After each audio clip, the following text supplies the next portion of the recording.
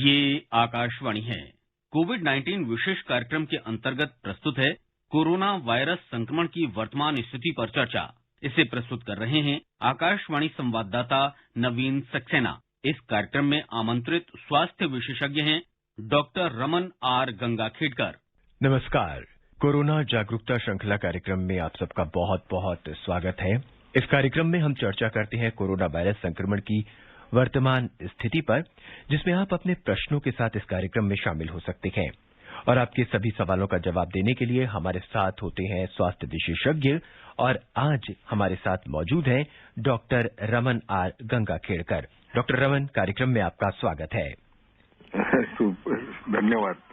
श्रोताओं, phone calls खुली हुई हैं। आप फोन कर सकते हैं 1800-115767 पर और अपने सवाल पूछ सकते हैं। इसके अलावा आप 23314444 पर भी फोन कर सकते हैं, लेकिन इससे पहले 011 लगाना न भूलें अगर आप दिल्ली से बाहर के श्रोता हैं। डॉक्टर साहब, कोरोना महामारी ने पूरी दुनिया को बुरी तरह से प्रभावित किया है और जनवरी से ये चीन से बाहर निकला, फिर धीरे धीरे पूरी दुनिया को अपनी चपेट में ले लिया। जान बचाने की खातिर हर स्तर पर कोशिशें तेज हो गई और करीब 11 महीने बाद भी रिकवरी की हर कोशिश को कोरोना ने नई और ताकतवर लहर के साथ एक बार नाकाम करने की कोशिश की है। और ऐसे में महामारी को रोकने के लिए सिर्फ और सिर्फ वैक्सीन की उम्मीदें हैं।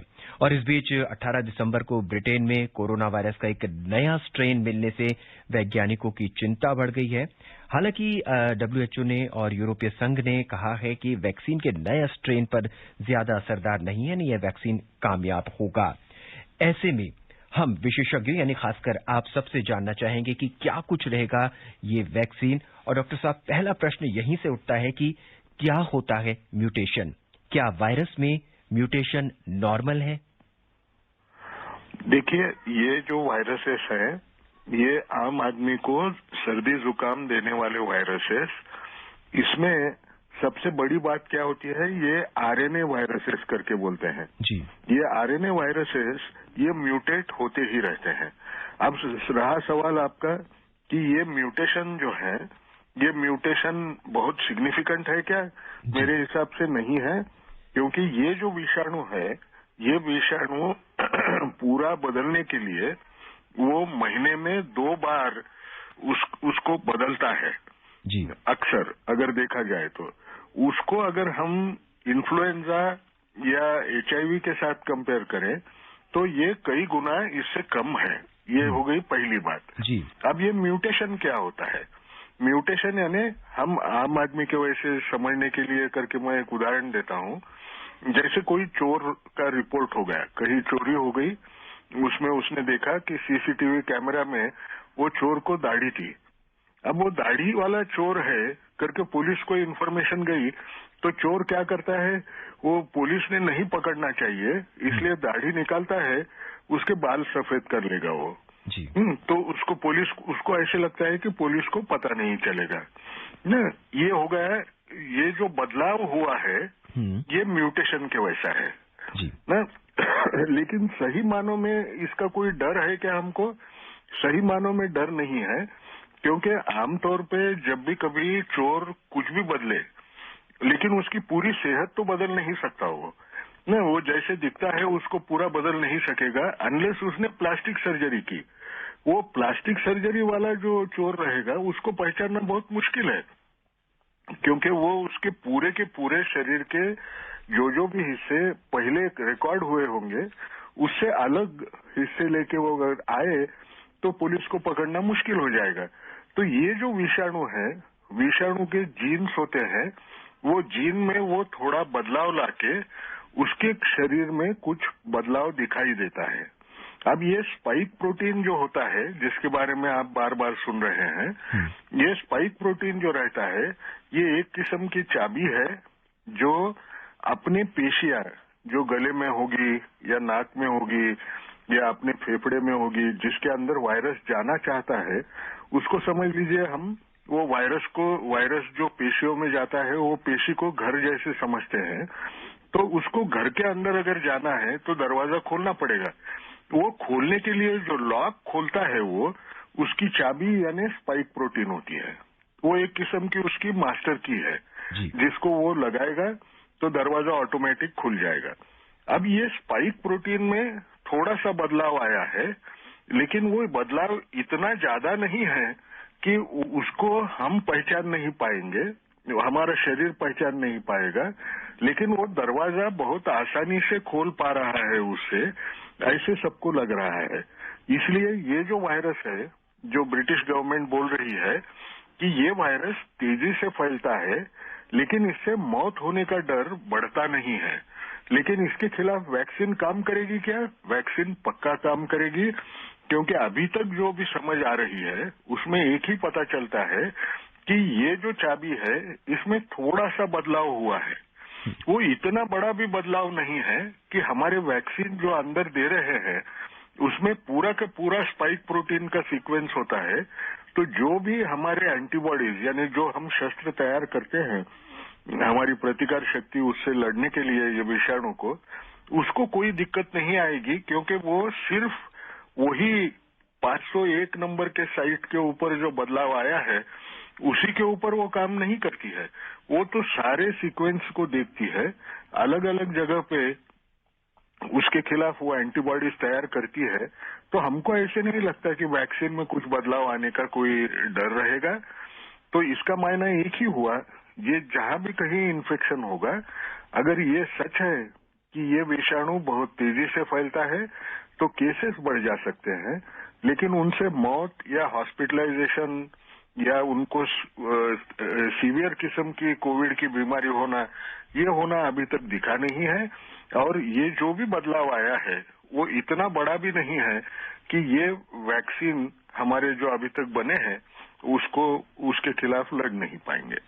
डॉक्टर साहब, इस समय कई टीकों पर काम चल रहा है और विश्व में, और हमें लगता है कि हमारे देश में भी कई टीके उपलब्ध हो जाएंगे। तो डॉक्टर साहब, सही टीके का चुनाव कैसे करेंगे हम?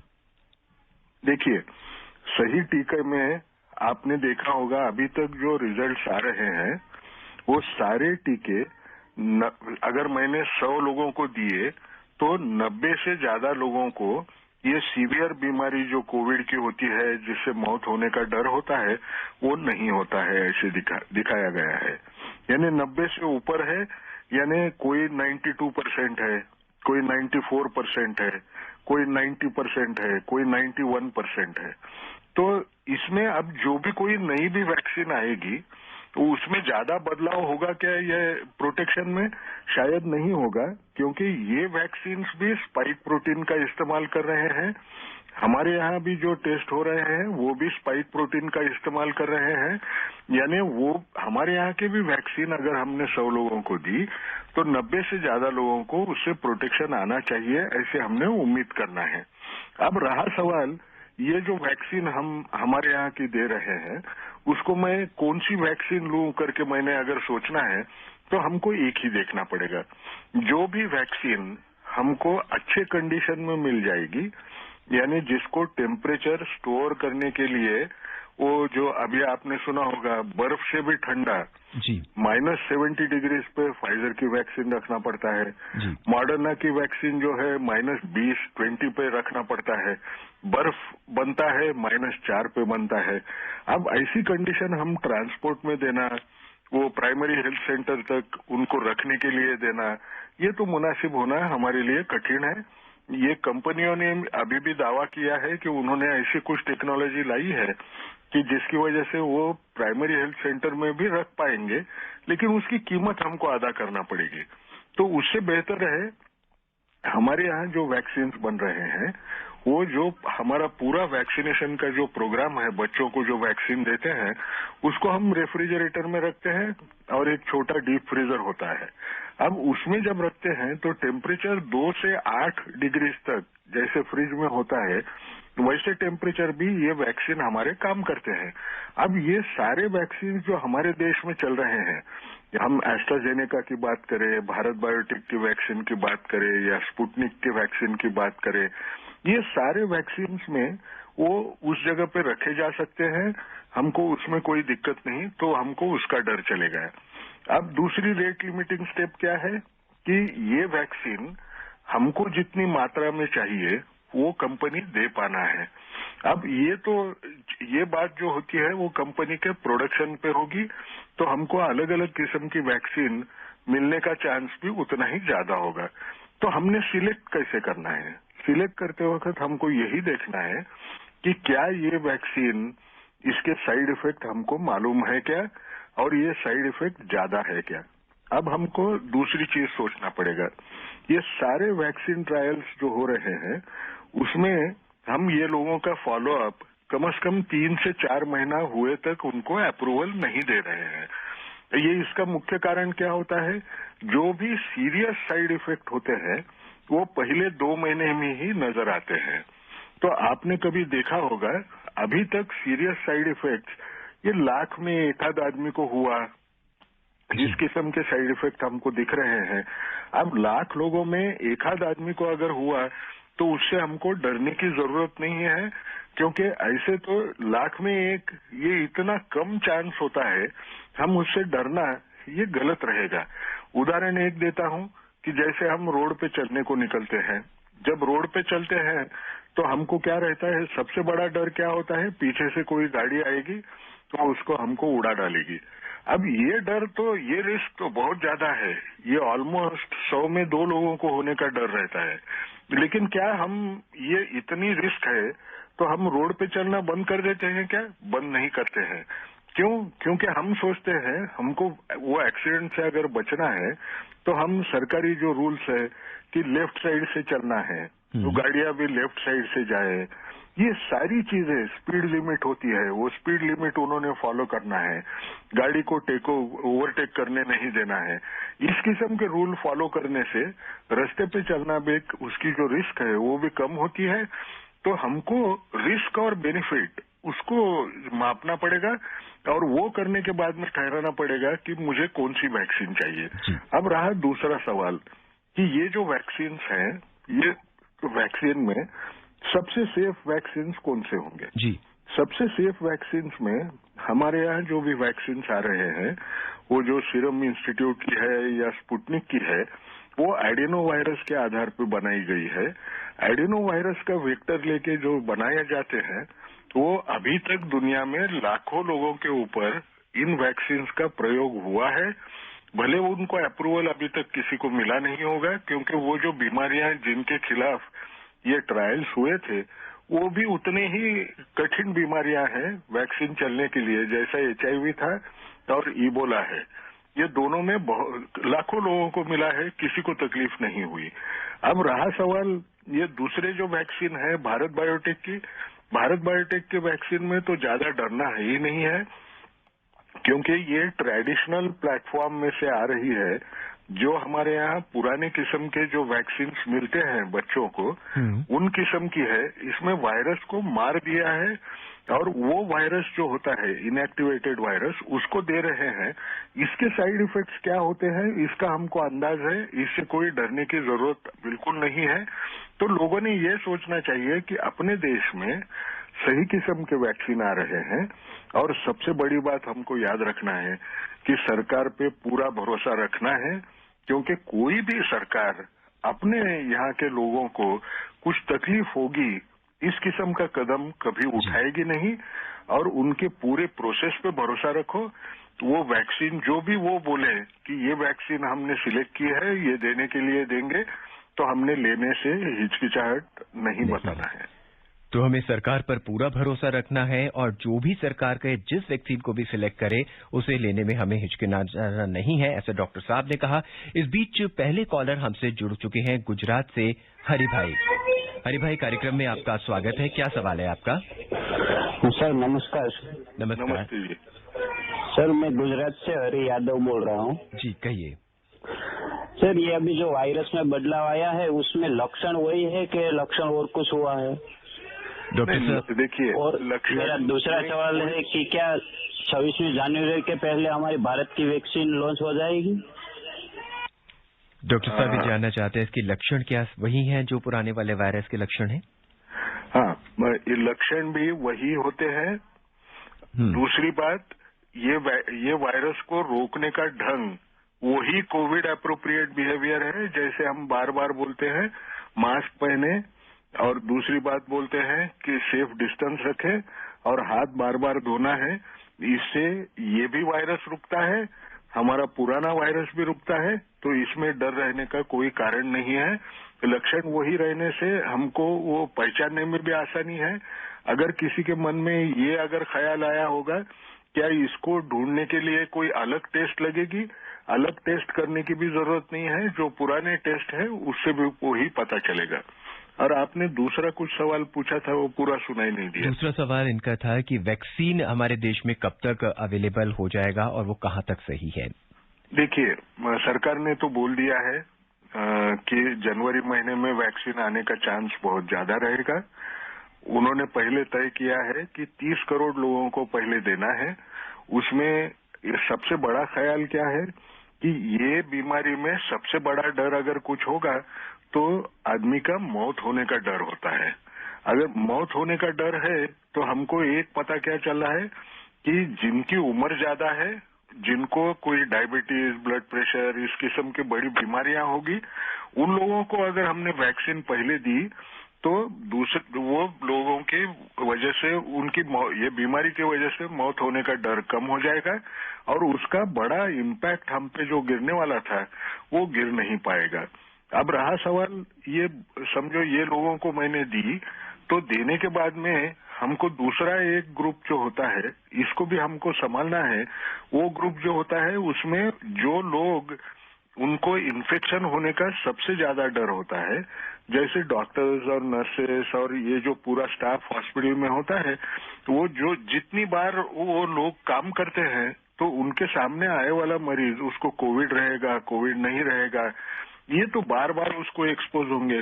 तो उनको बचा के रखना हमारे लिए बहुत जरूरी रहेगा, क्योंकि ये लोग रहे तो हमको ट्रीटमेंट देने में आसानी हो जाएगी जिस किसी को ये बीमारी लगेगी बाद में भी। तो तीसरी बात, फ्रंटलाइन वर्कर्स भी चाहिए दूसरे जो सिक्योरिटी से संबंधित है, जैसे पुलिस वाले हैं या आर्मी वाले हैं, क्योंकि इनको बचाने की वजह से हमारा देश भी सुरक्षित रहेगा, हमको लोगों को संभालना भी आसान हो जाएगा, क्योंकि ये कानूनन व्यवस्था जो होती है उसको संभालने का काम ये लोग करते हैं। और उसके बाद में ये वैक्सीन जो है ये दूसरे लोगों को रोल आउट की जाएगी। अब जब वो स्टेज आ जाएगी, ऐसे माना जाता है कि तकरीबन अगस्त सितंबर तक ये 30 करोड़ लोगों को वैक्सीन देने में हम कामयाब हो जाएंगे और उसके बाद में दूसरे लोगों को देने की कोशिश करेंगे।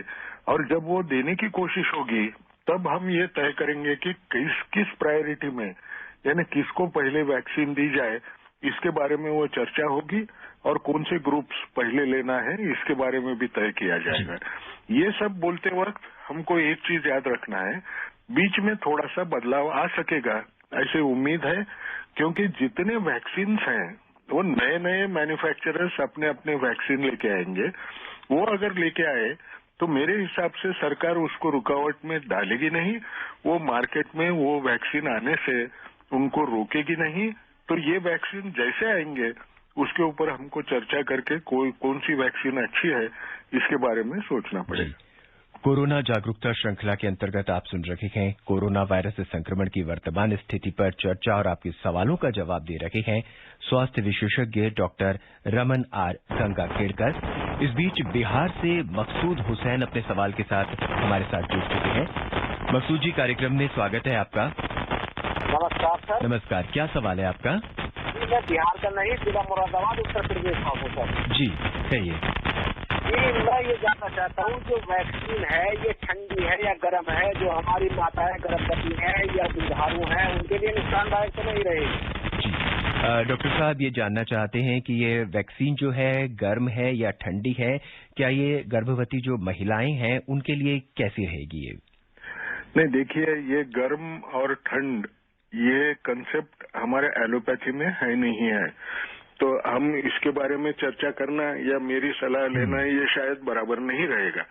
लेकिन आपका अगला सवाल बोलता हूँ कि जिस भी किसी इंसान को दे वो असरकारक रहेगी, इसमें कोई शक नहीं है। अब आपने जो तीसरा पूछा कि ये प्रेग्नेंट औरतों को उनको दी जाएगी क्या, उनको अभी देने में थोड़ा सा डर रहेगा। डर इसलिए रहेगा कि उनके ऊपर हमने ट्रायल नहीं की है, उनके पेट में बच्चा है, बच्चे को तकलीफ नहीं होना है, इसलिए हमको थोड़ा इंतजार करके ये डिसीजन लेना पड़ेगा। क्योंकि ये जो ट्रायल्स हुए हैं उसमें अगर कोई औरत प्रेग्नेंट है तो उसको वैक्सीन ट्रायल में शरीक किया गया नहीं है, क्योंकि हमको किसी की जिंदगी से खिलवाड़ करना ये बराबर नहीं लगता है। लेकिन अक्सर क्या देखा जाता है कि जो औरत बोलती है कि मैं प्रेग्नेंट नहीं हूं और वो प्रेग्नेंट उस टाइम पे नहीं थी, वो हमको 2 डोज की वैक्सीन रहने से वो बीच में अगर कभी प्रेग्नेंट हो गई तो उसके ऊपर क्या असर हुआ ये देख के हमको ठहराना पड़ेगा कि प्रेग्नेंट औरतों को भी ये वैक्सीन दी जाए या नहीं दी जाए। अब दूसरी बात एक है कि ये वैक्सीन अगर प्रेग्नेंट औरतों को दी, हमारा अंदाज अभी क्या हो सकता है, हम अगर साइंस के हिसाब से सोचे तो प्रेग्नेंट औरतों में इस वैक्सीन देने से कोई बहुत बड़ी खराबी होगी ऐसा कोई भी सबूत अभी तक मिला नहीं है। हम फिर भी हमको सही सबूत का इस्तेमाल करने के लिए और थोड़े दिन रुकना पड़ेगा, लेकिन ऐसे नहीं लगता है कि प्रेग्नेंट औरतों में ये वैक्सीन नहीं दे पाएंगे। हम दे पाएंगे, थोड़ा इंतजार करिए। हमारा जो सरकार है वो खुद ही बोलेगा कि ये प्रेग्नेंट औरतों को देने के लायक है या नहीं बाद में। उत्तर प्रदेश के बुलंदशहर से देवी चरण हमारे साथ जुड़ चुके हैं। देवी चरण जी, कार्यक्रम में स्वागत है आपका। नमस्ते। नमस्ते, क्या सवाल है आपका? मेरा सवाल है कि मैं तीसरे चौथे दिन कुछ सामान लेने के लिए जाता हूँ बाहर, तो मैं मास्क लगा के जाता हूँ तो मेरे को सूखी खांसी का धक्का थोड़ा उठता है कुछ समय के लिए, एक दो मिनट के लिए। डॉक्टर साहब, इनका सवाल यह है कि ये बाहर सामान लेने जाते हैं, इनको सूखी खांसी का धचका यानी सूखी खांसी इनको उठती है, तो ये जानना चाहते हैं कि क्या ये कोरोना वायरस के लक्षण हो सकते हैं? हाँ, शायद नहीं होंगे, क्योंकि अगर वो सिर्फ बाहर जाने के बाद में आते हैं, घर में अगर आप लौट के आए तो आपको वो अगर खांसी आती नहीं है तो इसका मायना आपको शायद बाहर जाने के बाद में वो जो मिट्टी होती है वो उसकी एलर्जी रह सकती है, या पोल्यूशन की वजह से वो जो एलर्जी होगी उसकी वजह से तकलीफ हो रही है। ये एलर्जिक कफ होगा, उससे डरिए मत, ये कोरोना का लक्षण नहीं हो सकता अगर ये सिर्फ बाहर जाने के बाद में थोड़ी देर के लिए खांसी आती है तो। बेंगलुरु से श्रीकांत अपने सवाल के साथ जुड़ चुके हैं। श्रीकांत जी, कार्यक्रम में स्वागत है आपका।